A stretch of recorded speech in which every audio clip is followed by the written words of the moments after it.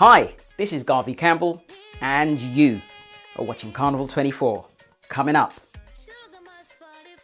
Aruba reopens its borders for tourism. Mexico begins welcoming tourists back to the Mexican Caribbean. Antigua may become shareholders of Digicel. The St. Vincent Soca Monarch and Calypso Monarch go virtual. The Trinidad Culture Minister says Carnival will not be cancelled. And the Organisation of the Eastern Caribbean States puts on a virtual concert. Keep watching. We hope you enjoy this week's show. Make sure you like us on Facebook, follow us on Instagram and Twitter, and if you're watching this on Facebook and want to see our most recent stories today, then make sure you subscribe to the Carnival 24 YouTube page, where we release these videos 2 weeks early, and click on the little bell icon to make sure you don't miss any of our shows in future.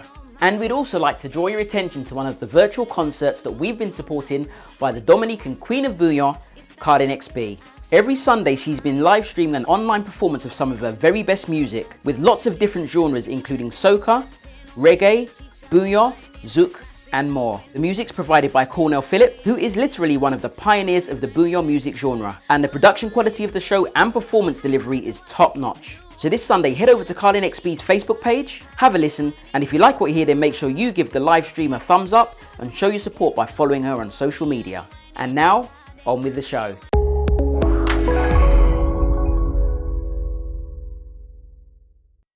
After closing their borders for months because of the virus, Aruba is finally reopening for tourism. On June the 15th, Aruba began the first phase of reopening its borders by opening up to travellers from nearby Bonaire and Curacao. On July the 1st, visitors from Canada, Europe and the Caribbean will be able to return to Aruba. And July the 10th is the date that will see the return of American travellers, which are Aruba's largest source market. Aruba receives over 1 million tourists each year, and when measuring the ratio between tourists and the local population, Aruba is actually ranked 4th in the world and 2nd in the Caribbean. In 2018, Aruba generated around $2 billion in the tourism sector alone, and this corresponds to 74% of Aruba's gross domestic product. In order to address concerns regarding the virus, a health and safety program called the Aruba Health and Happiness Code has been implemented by the Aruba Tourism Authority in collaboration with stakeholders and the Department of Public Health. And further information on this can be found at www.arubacovid19.org. According to a statement from the Aruba Tourism Authority, the program will be mandatory for all tourism-related businesses across the country, with all participating businesses receiving certification and a seal of approval that's displayed prominently on all tourism-related businesses, and implementation will begin at Aruba's airport. When asked about opening dates for other markets like South and Central America, officials said these dates have yet to be determined, and they went on to say Aruba's health and safety protocols will be revisited and re-evaluated on an ongoing basis. Events in Aruba that were scheduled before the virus were the Aruba Summer Music Festival, which was set to take place in June, the Island Fest, which was scheduled for July, Aruba's annual International Regatta, which was scheduled in August, and the Casibari Jazz Festival in September. If you're planning to travel to Aruba, for further details of what's happening in Aruba, we recommend checking out their website at www.visitaruba.com. Cancun and other Mexican Caribbean beach destinations are also reopening for tourism. The 8th of June marked the official restart of tourism in some of Mexico's most desirable beach destinations, such as Cancun, Playa del Carmen, Puerto Morelos, Riviera Maya, Akumal, and Tulum. The state recently launched its Mexican Caribbean Clean and Safe Check certification for hospitality service providers in order to communicate to visitors that they brought their health and safety protocols and practices up to par for effectively combating the spread of the virus and ensuring visitor safety. As with many places, the tourism industry of Mexico as a whole has suffered, and as a result, state officials and tourism authorities are implementing campaigns to jumpstart travel into the area, including a coordinated campaign called #ComeToMexicanCaribbean, and is offering discounts and a variety of great deals on resorts, hotels, car rentals, activities, and more. At this point, destinations in Mexico such as Quintana Roo are expected to rely on domestic visitors, since the US State Department issued a global Level 4 travel advisory, which effectively designates every country on the planet a high-risk country, which has the effect of discouraging Americans from traveling internationally due to potential issues which include travel and health insurance coverage. And in addition to this, the United States and Mexico have agreed to a joint effort to restrict non-essential leisure and cross-border travel, which has been extended through June 22, 2020, and may be extended in future. While the opening of borders within Mexico points towards the gradual restart of tourism in Mexico, it's also important to remember that travellers to Mexico will be subject to health screenings, including temperature checks upon their arrival in Mexico, and those exhibiting any symptoms will require additional screenings and could be placed under quarantine. If you're considering visiting, then we recommend visiting www.mexicancaribbean.travel to find out more about the destination, where you can stay, and what you can do. Antigua may become shareholders of the telecommunications provider Digicel.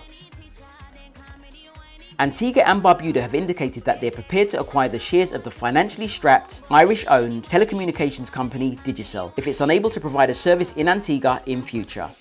Digicel Group 1 Limited, the Bermuda-based holding company, announced it has gone into provisional liquidation in Bermuda and has also filed for Chapter 15 recognition at US bankruptcy court in Manhattan, as it can no longer meet its financial obligations to its lenders. But a spokesperson for Digicel, which operates in more than 30 markets in the Caribbean and South Pacific, said the moves will not impact the regular operations of the company and were aimed at strengthening the balance sheet, stating, "It's important to point out that this will have no impact on our day-to-day operations, our staff, our suppliers, our customers, or any aspect of our ongoing activities. It's business as usual." But Lionel Max Hurst, the Chief of Staff in the Office of the Prime Minister of Antigua, said he was confident that St. John's would be interested in acquiring the local shares of Digicel, stating, "I can assure you, I know the Honourable Gaston Brown, and he will be the first to step forward to purchase their assets so the APUA, the Antigua Public Utilities Authority, can be a more successful provider of telecommunications services." Mike Morrison, Charles Thresh and James Bennett of KPMG were appointed joint provisional liquidators of Digicel Group 1 by the Bermuda Supreme Court on April 29th. And the petition for Chapter 15 recognition was officially lodged in the US Bankruptcy Court for the Southern District of New York by the joint provisional liquidators as part of a plan to restructure debt that totals $7.4 billion so that Digicel can continue to operate. For the first time ever, St. Vincent is hosting their first ever virtual Soca, Ragga Soca and Calypso Monarch competitions. The competitions will be held at the MV nightclub in Arnos Vale on July the 4th and 5th this year. And it's all come about through a partnership between STV Online, Ignite Consulting, NV Nightclub and Fourth Dimension Productions. Speaking at the launch of the event on Tuesday, founding marketing and public relations consultant at Ignite, Candice Seeley, said the virus has created unexpected situations in the country that have even seen the cancellation of St. Vincent's premier national festival, Vincy Mass. She went on to say that at present events are not happening, so artists, DJs and producers are thinking twice about producing music, and we created the blueprint for the competition. The initiative is being sponsored by Hiram Beer and Digicel, and there are $20,000 EC in cash and prizes to be won. Seeley encouraged the public to get on board and support the industry and artists, and noted that several innovations have been included in the competitions, including the upload of entrance music to Digicel's The Music app, and the virtual VIP experience, as there can be no crowds due to the virus. Lester Ira of MV Nightclub and Fourth Dimension Productions said submissions should be made through the online form on the STV Online Facebook page, and the deadline for submissions is Monday, June the 22nd, and 7 participants will be chosen for the finals of each competition. Finalists will be chosen by a panel of 5 judges, and artists will be awarded a maximum of 15 points for originality, 20 points for lyrics, 20 points for melody, 20 points for musical arrangement, and 20 points for execution.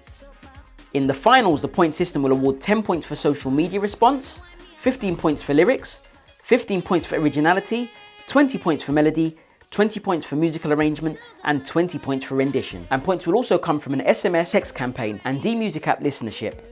Ira said Zoom viewers will be given the opportunity to be seen during the competition, and the reaction of the audience will also be used to judge the social media response. The Minister of Community Development, Culture and the Arts in Trinidad, Dr. Nyan Gadsby-Dolly, says Carnival 2021 will not be cancelled.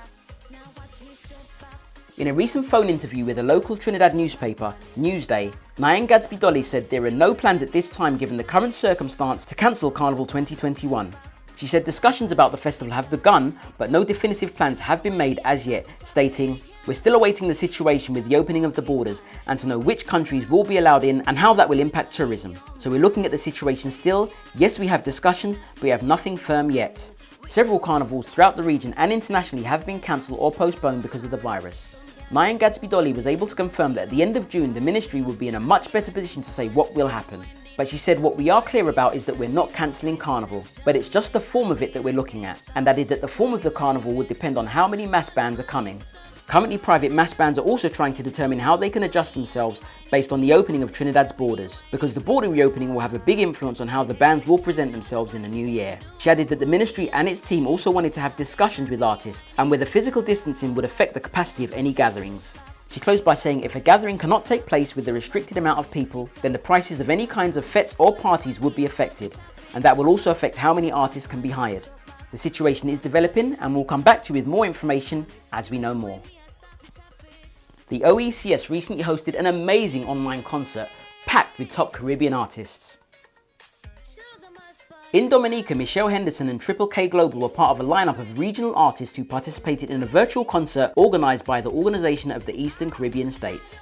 The OECS Commission, through its competitive business unit, hosted the virtual concert and featured several top performers from across the OECS region that was live streamed on Saturday, 13th of June, in an effort to bring hope to member states and build solidarity with frontline workers in the fight against the virus, using the power of the region's music.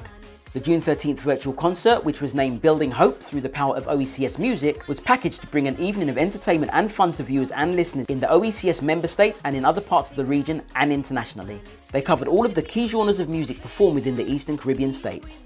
These included music from Antigua and Barbuda, the Commonwealth of Dominica, Grenada, Montserrat, the Federation of St. Kitts and Nevis, St. Lucia, St. Vincent and the Grenadines, the British Virgin Islands, Anguilla, and Martinique and Guadeloupe. In addition to Michelle Henderson and Triple K, the concert featured Omari Banks of Anguilla, Stella Gonis and Orlane from Martinique, Christiane and Admiral T from Guadeloupe, Colton T from Dominica, Hans John and Fireman Hooper from St. Vincent and the Grenadines, Lil Natty and Thunder from Grenada, Claudette Peters from Antigua, and much, much more. The event was produced by Herrick Horn of Island Network in St. Vincent and the Grenadines and Marva Williams of the Dominica Festivals Committee with the support of a team from the OECS Commission. The show can still be found right now by going to the OECS Facebook page. So, those are our stories for this week, and this week's tune of the week is from Andre Donawa, otherwise known as Donadoni, and he performs a violin cover of Carry On, which was originally performed by Patrice Roberts. Andre Donawa has been playing the violin since 8 years old, and he's also the founder of one of the most original string groups in the Caribbean, the Alternative Quartet. He's performed for the Queen of England, in the Hall of Americas in Washington DC, and alongside music artists in more Caribbean music events than we can count. We love this tune and we know you'll too. This is Garvey Campbell, and you have been watching Carnival 24. We'll see you next time. Hi everyone, this is Andrew J. Donawa, aka Donadoni, out of the beautiful island of Trinidad and Tobago. I'd like to thank Carnival Network for having me. Thank you for premiering my video. What you're about to see now is Patrice Roberts' Carry On, violin cover by myself. Hope you enjoy. Alright, so let's go. No more time wasted, let's go. And out.